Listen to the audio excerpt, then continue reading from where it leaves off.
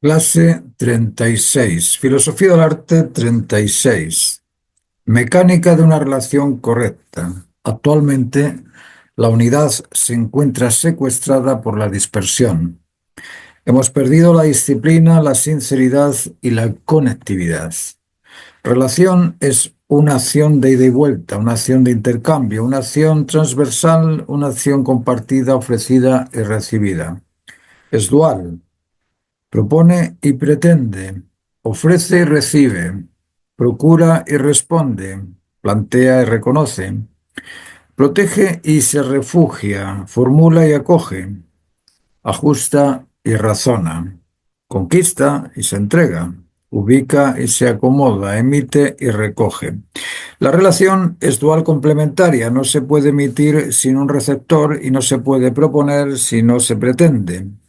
No se puede ofrecer si no se recibe. Emisor y receptor son complementos fundamentales de la relación. La filosofía los denomina sujeto activo emisor y objeto activo receptor o retributivo porque responde a lo ofrecido. El término objeto no significa menor en calidad, es únicamente la cualidad receptiva. La relación se inicia en base a una necesidad, interés o deseo por parte del sujeto que la intenciona. Las necesidades, intereses o deseos se fundamentan en expectativas que inyectan intencionalidad al proceso de su satisfacción. Las relaciones pueden ser condicionadas por un beneficio particular, un interés particular o una satisfacción particular, o pueden ser incondicionales por el bien de la máxima ordenanza o por el bien común, por el sentido común o por la razón justa o por cumplir con el máximo deber válido para todo. El tipo de relación genera el tipo de beneficio, convencimiento, satisfacción conquistada. Existen relaciones forzosas o forzadas y existen relaciones intencionadas. Las relaciones forzosas son las que te envuelven sin querer participar en ellas, como por ejemplo salir del trabajo, quedar en medio de una violenta manifestación y recibir un disparo que termina con la amputación de una pierna por algo que no se decidió.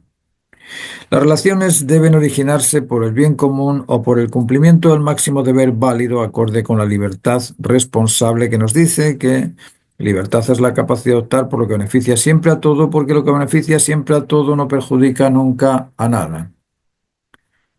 El sol ilumina objetos, no se ilumina a sí mismo. Los ríos no se beben el agua, lo entregan al mar. Las rosas no se guardan su perfume, lo ofrecen al olfato. La naturaleza es incondicional. En una relación, como en todas las cosas, se establece la unidad dual trinitaria. La relación es una entre la dualidad de sujeto emisor y objeto receptor, dar y responder, además del contenido. Una finalidad, dos posiciones, tres funciones. Pretensión o intención es la primera de las posiciones, la segunda es la dualidad complementaria entre sujeto y objeto. El logro o la satisfacción, el convencimiento o el bienestar de lo logrado es la número 3. Consecuentemente, con la causa originaria es el tercer aspecto que ocupa la cuarta posición. La relación contiene su estándar y su estigma. El estándar de una relación correcta es que se debe ser incondicional. Debe pretender un bien total, no solo el bien particular del objeto que la intenciona, sino también del objeto que recepciona o que transforma en beneficio. Las relaciones son por el bien de todo. 2. El sujeto intencional ha de atender, entender y estar atento a las necesidades del receptor o del objeto a mejorar. 3. El sujeto de la intención ha de atender seduciendo con afecto al receptor, ha de entender persuadiendo con la verdad al receptor y ha de estar atento a que el receptor se motive con el ejemplo de lo correcto. De ese modo, el receptor responderá motivado por el ejemplo del sujeto, convencido e interesado por la razón del sujeto y atraído por el afecto vincular del sujeto. Ese es el estándar de la relación incondicional conectiva. Disciplina, sinceridad y cariño. El resto es puro estigma. En la relación se establecen estas cuatro posiciones: causa, sujeto, objeto y consecuencia. Esa estructura base de cuatro posiciones es la estructura esencial de la creación de cualquier cosa, de la creación de una relación, de la creación artística, de la creación laboral, de la creación económica, de cualquier tipo de creación. Relaciones humanas, mecánica de una relación correcta. El propósito tiene que ser un bien compartido. Cuando tenemos ese bien compartido, el sujeto benefactor incondicional emisor que pretende o propone un beneficio compartido seduce con afecto, persuade con la verdad y motiva con lo ejemplar al objeto o receptor que espera ser beneficiado. El objeto que es beneficiado responde motivado, persuadido y seducido. Esa es la mecánica de una relación correcta. Y se genera satisfacción, convencimiento y beneficio. La persona se siente satisfecha, segura y suficiente. Ahora, ¿qué ocurre cuando el objeto no se siente satisfecho? Cuando el objeto está insatisfecho, cuando el objeto no está convencido, cuando el objeto no es beneficiado, reclama, acusa y rechaza al sujeto. Aquí tenemos el ejemplo de, bueno, yo invito a mi mujer a ir al cine, vamos al cine, volvemos a la casa, en el camino de vuelta a la casa, que yo ya sé o creo que está motivada, persuadida y seducida, que ha quedado contenta con la película, que ha visto todo, me dice, pero ¿cómo? ¿Vamos a volver a casa? ¿Y no me llevas a cenar? Uf, ¿cómo se siente uno frente a esa insatisfacción del objeto? Uno se siente disminuido, siente reducido. ¡Qué vergüenza! ¿Eh? No he conseguido satisfacer la necesidad del objeto. Cuando uno no satisface la necesidad del objeto, ¿qué es lo que se siente? El sujeto descalificado resiente, se revela y reacciona intensamente para recuperar su posición. Esa tensión agrede al objeto y comienza la lucha de objetos. A ver, supongamos que yo en este caso digo, bueno, pero ya te traje al cine, ¿qué más quieres? Ahí estoy agrediendo al objeto porque lo estoy descalificando. Entonces, ¿qué es lo que tiene que hacer ese sujeto cuando se siente que todavía el objeto no es suficiente? Bueno, lo único que tiene que hacer es atender más, entender más, motivar más. Si en ese caso el sujeto le dice a la señora, bueno, vale, si todavía no estás satisfecha con la oferta, ya te llevo a cenar, vamos a cenar a algún sitio. Ahí, al llevarla a cenar a algún sitio, al darle más atención, más entendimiento, más motivación, el objeto se ubica en su posición horizontal de igual a igual. Las relaciones tienen que ser independientes, de independiente a independiente, de igual a igual.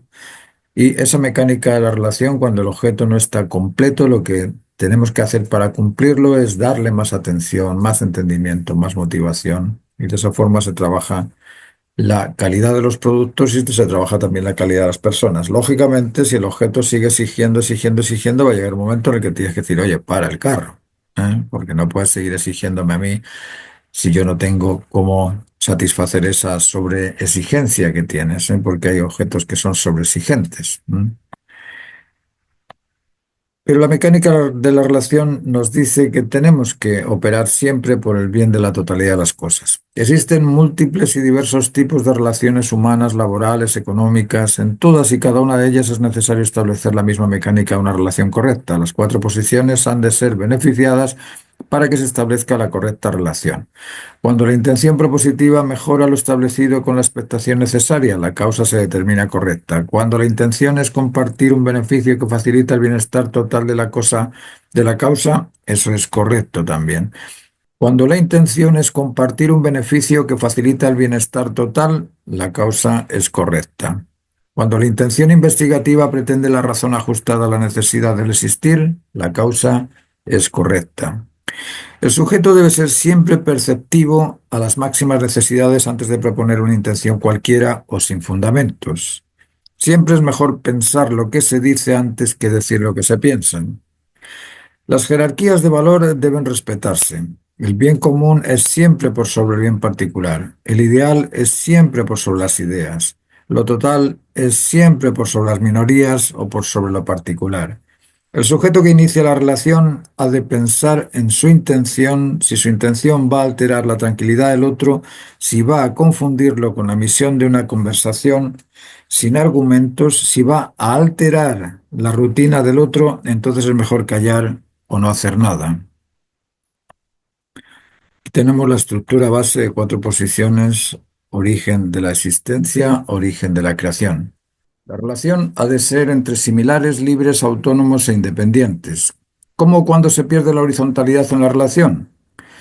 Cuando se condiciona la relación, por ejemplo, entrar en relaciones de poder, ser concejal, por ejemplo, frente al alcalde, el concejal siempre será subordinado de la autoridad.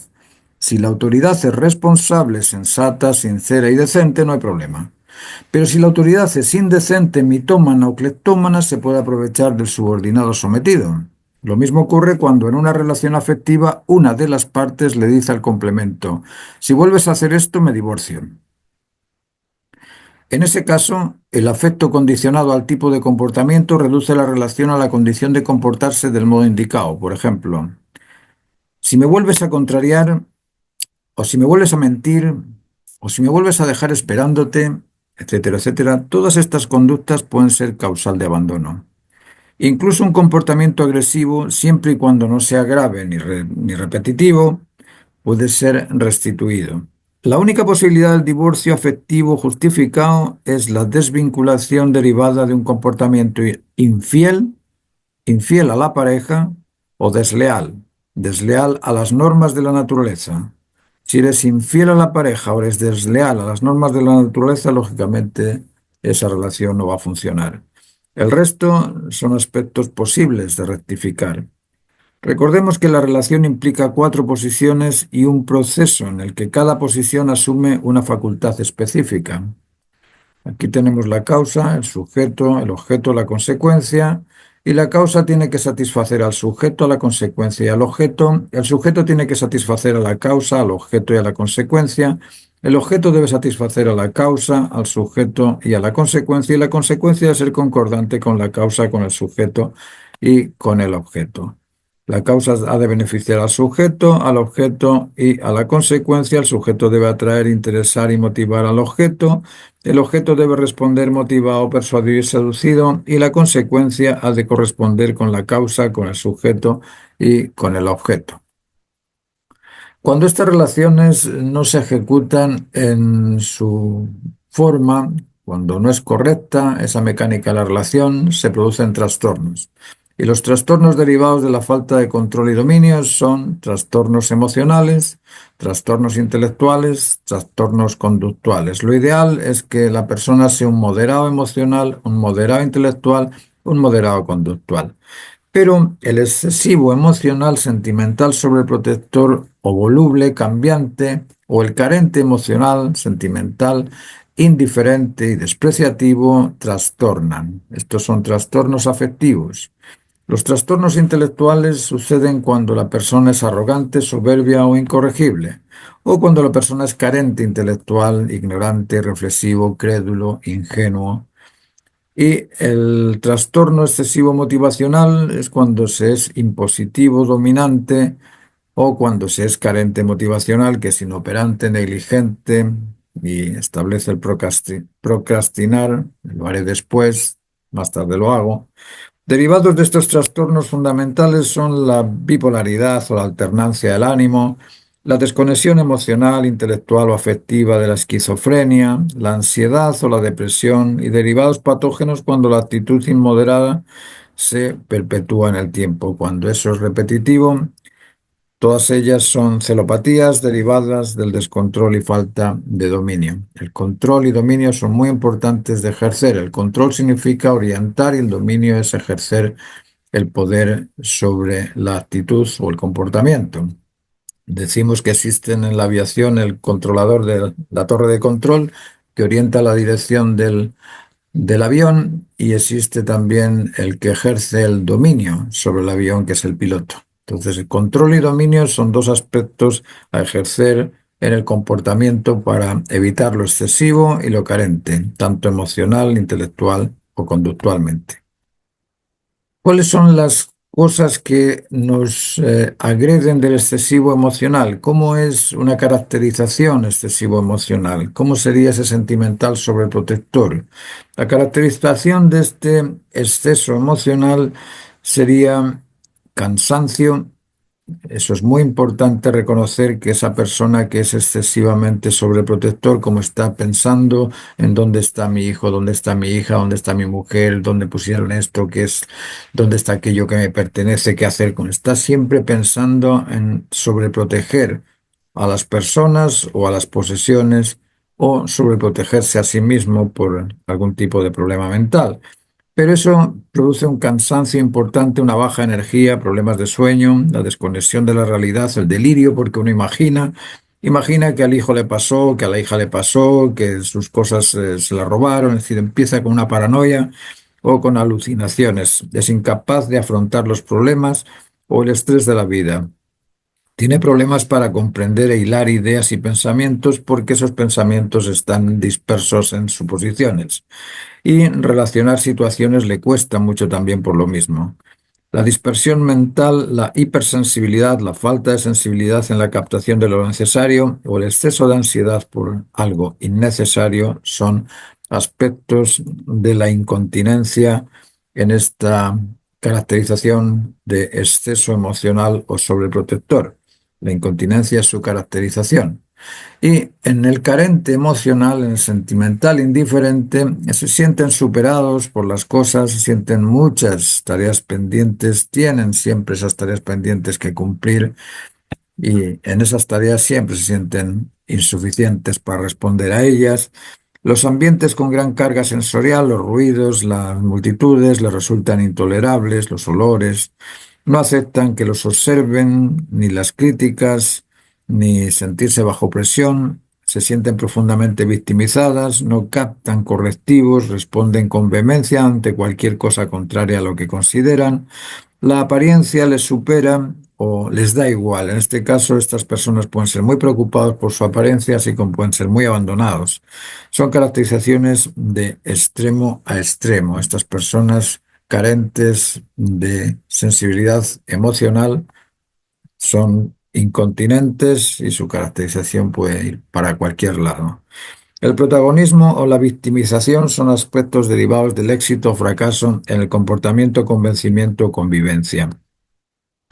El éxito o fracaso son determinados por el criterio del individuo. Para unos el fracaso es la posibilidad de encontrar nuevas alternativas y para otros el fracaso es un impedimento para continuar. El éxito para unos es la motivación para continuar y para otros es el punto y final del proceso. Todo eso es actitudinal. El éxito o el fracaso no intervienen en el mejoramiento de las personas, a no ser que la persona lo tome como bueno.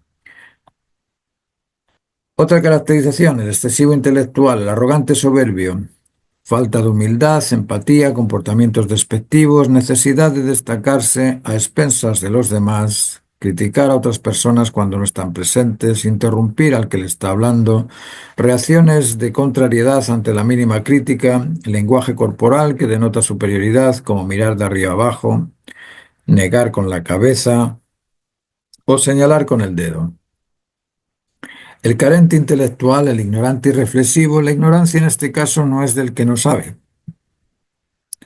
Si alguien no sabe cuántas son 2 más 2, pero se interesa por conocerlo, esa persona no se puede decir que sea ignorante.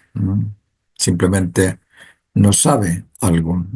Pero el ignorante es cuando no quiere saber.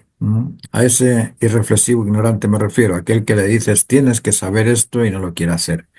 La caracterización de este ignorante es la falta de interés, la desconexión entre ideas y realidad, el yo soy así, no voy a cambiar, o el de las cosas son así como yo digo, el que tiene facilidad para mentir, el que predomina lo superficial o particular por sobre lo total, quien se niega a analizar, el crédulo, el ingenuo, en especial el caso eh, del irracional o el caso del bocazas, que dice lo que piensa sin pensar en lo que dice. Esas son caracterizaciones del carente intelectual. La disciplina no se hereda, las virtudes no vienen en el ADN, se desarrollan. La relación es una negociación, es una oferta y demanda. Se demanda lo necesario y se ofrece lo que satisface. El resto ha de corregirse. Corregirse, no reclamarse, no acusarlo, no rechazarlo, corregirse. Por eso es necesario establecer las reglas de juego. ¿Qué ofreces y qué beneficios produce lo que ofreces? Las cosas hay que tenerlas muy claras. El excesivo motivacional impositivo agresivo, todo lo tiene que hacer esa persona o esa caracterización porque nadie lo hace tan bien como esa persona o esa caracterización. Esa persona o esa caracterización nunca se equivoca, siempre lo hace bien. El resto es siempre insuficiente en lo que hace. Persigue campeonatos, colecciones, es el típico Diógenes, porque siempre le falta algo por hacer. Son en extremo ambiciosos, el mundo es un infierno para su santidad, el desprecio, el cinismo y la descalificación son sus emblemas sociales. Su constante es ver qué puede dominar o a quién lo puede dominar. Y el carente motivacional o el inoperante negligente es carente de voluntad, es el desmotivado marginal, no participativo, es irresponsable ante el deber, es despistado, impuntual, es el pasota, el apático, el indolente, el desganado. Generalmente es una caracterización solitaria, narcisista e introvertida. Pocos amigos, la terquedad predomina, se victimiza fácilmente y responde agrediendo o defendiéndose. Reacciona en forma imprevisible. El dolor es inevitable, el sufrimiento es opcional. El instinto no sufre, el instinto restaura. El dolor es una reacción curativa. El dolor es una alarma para indicar dónde se encuentra el problema. Estos trastornos son alternos. No es que una persona vaya a ser siempre excesivo emocional o siempre carente emocional. No, estas personas se alternan. Las caracterizaciones de estas personas se alternan. Y al ser alternativos, tenemos todos parte de alguna de esta caracterización. Lo que sí debemos hacer, como sabemos que somos parte de ella, es pensar en cuál de estas caracterizaciones repetimos. Si se repite mucho la caracterización de ser intolerante, pues a lo mejor necesito ser más tolerante. Si se repite mucho con muchas personas el hecho de ser eh, arrogante, pues a lo mejor necesito compensar esa arrogancia con algún tipo de humildad. Es decir, eso se corrige solo y exclusivamente en la conciencia del individuo. Aquí no sirven ni pastillas, ni químicos, ni consejos, ni asistentes psicológicos, ni psiquiatras, ni confesores. Aquí no sirve absolutamente nada más que la decisión particular del individuo, es decir, voy a corregir esa caracterización que me denota ser excesivo o carente. Cuando uno reconoce que en algo eres carente y con esa persona con la que eres carente tienes que restituirlo. Porque en ocasiones un arrogante puede encontrar a alguien muy humilde y, uy, el arrogante para el humilde es pan de cada día. Qué bueno que está este arrogante contándome las cosas para que yo aprenda, ¿eh? Pero el arrogante con otro arrogante va a encontrar chispas. Y ahí con ese arrogante es con el que uno tiene que restituir esa condición o esa conducta. La relación se establece en base a ciertos criterios y a 6 actitudes fundamentales. Antes de iniciar una relación, se debe separar de lo que estás haciendo. Claro que iniciarás la relación en base a la fe que tengas en la posibilidad de establecer dicha relación.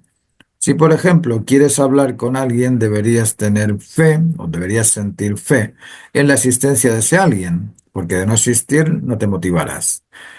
2. La fe es el segundo fundamento de la relación. El tercero, sobre esa fe se establece la unidad con el sentido de la relación. Cuarto, te divides en emisor y receptor de la relación y durante el tiempo que demore lo emitido, te sentirás motivado o cautivado del proceso de esa emisión del contenido. So, la cautividad es el quinto aspecto del proceso de la realización. Y el sexto aspecto, la sexta actitud es la preparación para la recepción de lo emitido. Estas 6 actitudes fundamentales existen contenidas en todo proceso. El proceso de consecución no es únicamente tiempo, es además información. En cada etapa existe información y la actitud ante dicha información sigue un estándar o patrón determinado por esas 6 características internas, mentales, psicológicas, espirituales, como las queráis llamar. Separación, fe, unidad, división, cautividad y preparación para unidad se establecen en todo proceso. Cada una de estas actitudes existen asociadas al número correspondiente del proceso de desarrollo. La separación ha de ser completa. El periodo completo de todo acto es la suma de 4 posiciones durante 10 etapas, lo que nos da un total de 40. El número 40 representa la totalidad. La fe ha de ser cumplida, lo que indica una totalidad en número, y esa totalidad en número es el número 40 también. ¿Por qué? Porque tienes que cumplirla completamente. La unidad se representa por la consecución del triple objetivo de cada posición, es decir, cada uno de esas cuatro posiciones tiene que satisfacer a los otros tres. El sujeto ha de satisfacer a la causa, el objeto a la consecuencia a la causa y al sujeto y al objeto, y el objeto a la causa, al sujeto y a la consecuencia. Y la causa ha de satisfacer al sujeto, al objeto y a la consecuencia. 3 por 4 posiciones igual a 12 objetivos satisfechos. Eso es lo que establece la unidad. Luego aquí tenemos que una vez establecida la unidad se inicia una nueva estructura base de cuatro posiciones, en donde se reparten o dividen responsabilidades. Estas cuatro posiciones declaran el número 4 como el adecuado a ese estado del proceso. Y el establecimiento de las tres etapas necesarias para la consecución del logro exige en cada etapa que las cuatro posiciones se cumplan mediante las tres etapas en cada estructura. Lo que nos da cuatro posiciones y tres etapas son siete aspectos en la etapa de formación, 7 aspectos en la etapa de crecimiento, 7 aspectos en la etapa de cumplimiento, suman 21. El número 21 es del proceso de maduración del ser persona. Es el número del solsticio, el 21 del 6 y el 21 del 12. Y una vez establecido el número 21, el paso siguiente es la etapa de la adultez completa, de donde se deduce el número 40 que simboliza la preparación para la unidad con la realización completa o con la satisfacción de la realización establecida. Estos números, el 40, el 12, el 21, el 40, el 4, todos estos números son números simbólicos muy interesantes de analizar cuando vemos la proyección de la historia del ser humano. Esto lo vamos a ver más adelante. Esta numerología existe contenida en el desarrollo de la historia, así como en las relaciones establecidas. Basta analizar los procesos y con esta medición y verás cómo los accidentes se acomodan. Separación, fe, unidad, división, cautividad y preparación. La separación tiene que ver con la totalidad, con el 40. Debemos separarnos de todo lo que estamos haciendo para emprender algo nuevo. Tenemos que tener una fe completa en ese algo que queremos construir. Nos unimos con esa idea de construir ese algo. Nos dividimos en cuanto a emisor y receptor en esa construcción. Nos sentimos cautivos durante el proceso, que dura un número relativo al 21, y de ahí nos preparamos para el cumplimiento completo de aquello que estamos realizando. Estos números y estas actitudes existen contenidas en el proceso de la creación. Alumno, ¿algún comentario sobre lo expuesto?